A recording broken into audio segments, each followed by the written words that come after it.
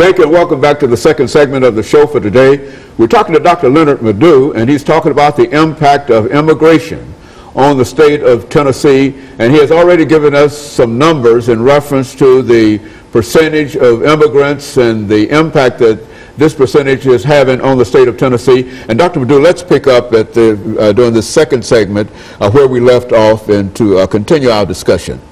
Like I said before, we have about 306,000, immigrants in the whole of the state of Tennessee. Out of this number, about 106,000 are citizens, of the state.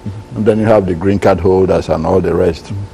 And then out of this number, 47% are Latinos. And like I said, when you talk of Latinos, you include those from South America, Argentina, Venezuela, Bolivia, Peru, Ecuador, then those from Central America, Honduras, Jamaica, Guyana and all that, then, El Salvador, Nicaragua, all of them. Latinos, 47%. The Latinos.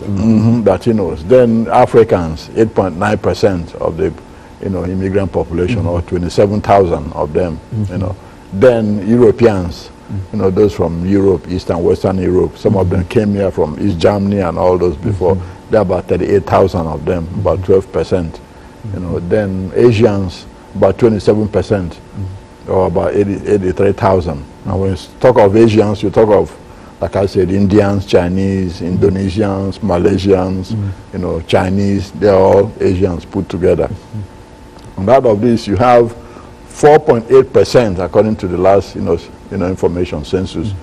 4.8% of the population of Tennessee is are immigrants. And the state population of Tennessee is about 6.4 million people, according to the last statistics.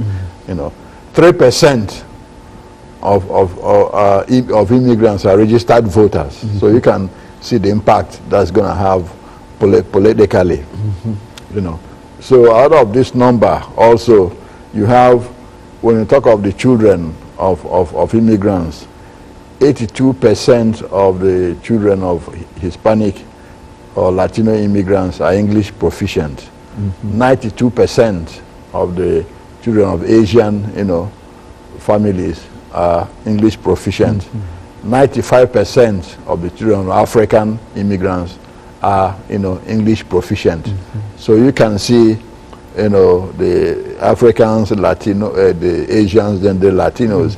And the African immigrants, most of them predominantly come from English-speaking countries. So they're already, used to English as a language. And then also those from Asia, like Indians, Pakistanis, Malaysians, they're also used to English language, rather than the Asian, the Latin American, immigrants' children. Now, the undocumented workers in Tennessee contribute or pay about $175 million in taxes. $175 million in taxes. Exactly. These are the undocumented immigrants. That's correct. Folks that we really want to run out of town and don't want to believe that they're taking the jobs away from everybody. That's correct. They contribute $175 million in taxes to the state of Tennessee. And according to labor statistics, if you have to run all the undocumented workers out of Tennessee, the state will lose about $3.8 billion and also 22,000 workers. So you know how big that is. Now, with the legal immigrants, or everybody put together, in 2010 or 2007 to 10, the purchasing power of the Hispanic population is $6.1 billion, the purchasing power. The purchasing power of the Asian, population was 3.8 billion. The purchasing power of the African immigrants were about 500 million. Now, on business and ownership of business, the Asian community owned about 12,000 businesses, generating a receipt of about 3.5 billion. The Hispanic community had about 9,000 businesses generating receipts of about 1.6 billion. The African community, about 1,000 businesses generating about 500 million. So you can see how much revenue immigration brings to the state. To the state. Okay. It brings more than it takes out. Yeah, exactly. Exactly. And then the 141 million that foreign students bring into the economy here. So you can see that, you know, it's a win-win for both sides, both the government and the immigrants, both legal and illegal, you know. So that can tell you the politics of immigration. Good. Now, some people want them to go, but at the same time don't want them to go. They got a mixed feeling in reference to there's so many of them, but we can't do without them. We need them. Exactly. That's the contradiction. You know, you think about somebody who has a construction business and say, okay, 80% of those, you know, who work for him are immigrants. Then if you run those 80% away, he doesn't have, you know, a job. There'll be no job creation. You see, so business people see it that way, and that's the problem in really dealing with it, because those who want it to stop are not those who really making money. Those who are making money don't want it to stop, because that's the way they make money. You know, if somebody's going to pay somebody 50 cents an hour, why get somebody you are going to pay $7 an hour?